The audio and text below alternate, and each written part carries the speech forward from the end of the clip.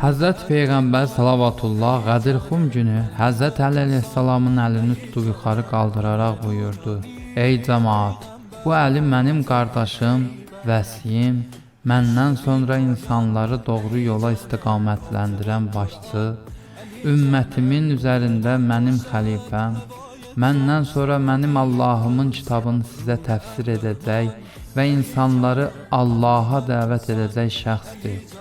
O Allahın razılığı üçün iş görən və Allahın düşmənləri ilə savaşandır. O insanlara Allaha itaət etməyi əmr edən və onları Allaha məsiyyət və günah etməkdən çəkindirəndir. O Allahın Rəsulunun xəlifəsi, möminlərin əmri və Allah tərəfindən insanları hidayət edən imamdır. O Allahın əmri ilə naqisin, qasitin və mariqinlərlə döyüşəcəkdir.